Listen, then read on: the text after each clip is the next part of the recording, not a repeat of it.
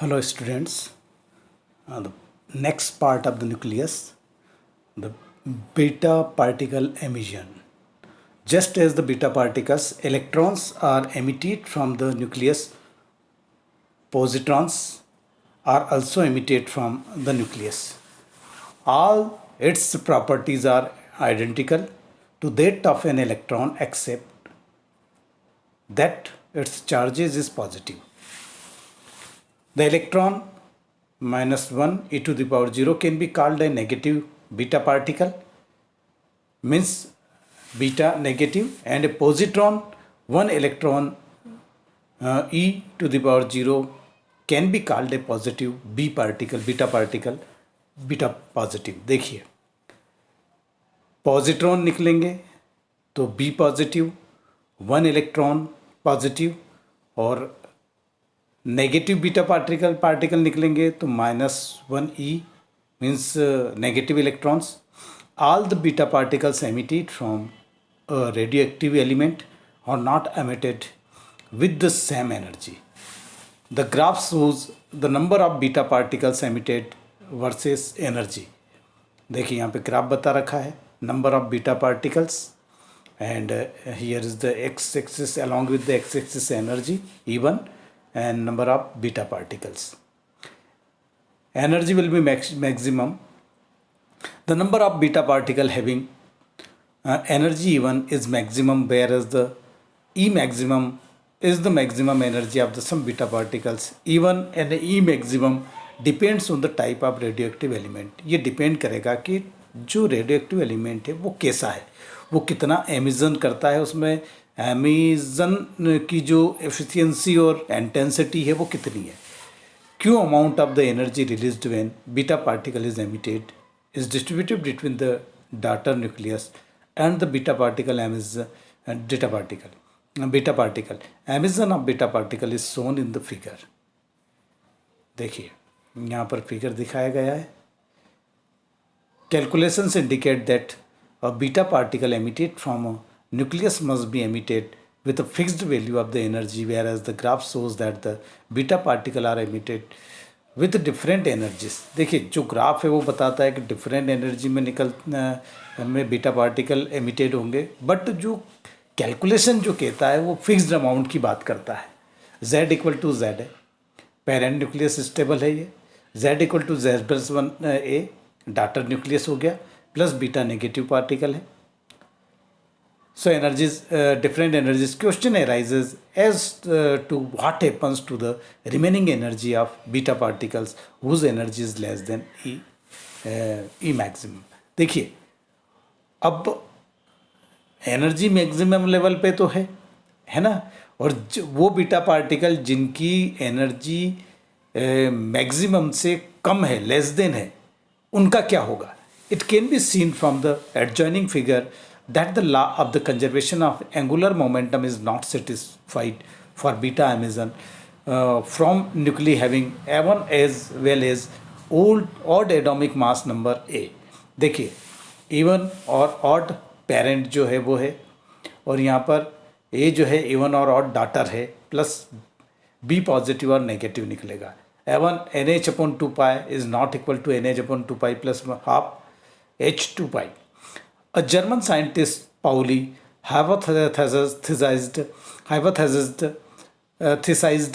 that along with the beta particles called neutrino or the anti-neutrino having angular momentum half h2 pi is also emitted.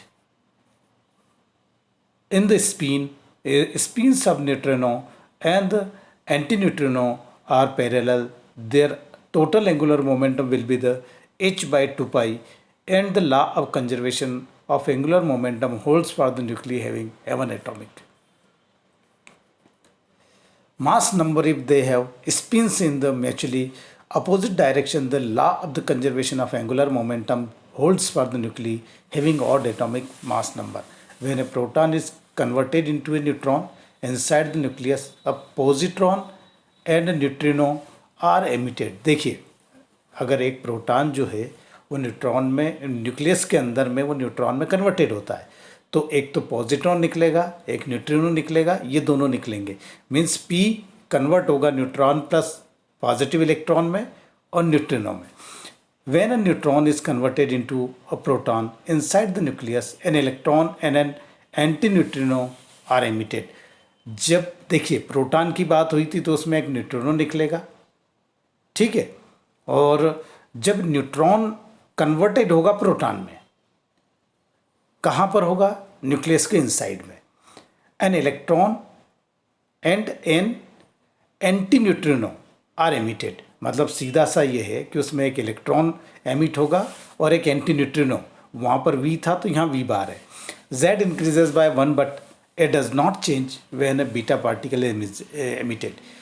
Z बढ़ जाएगा, उसका atomic number बढ़ जाएगा, पर जो atomic mass है वो नहीं बढ़ेगा बीटा पार्टिकल जब एमिटेड होंगे तब। अब आ जाएगा gamma emission. Just an electromagnetic radiation is emitted during the transition of atom higher to lower energy level. Radiation is emitted from the nucleus also.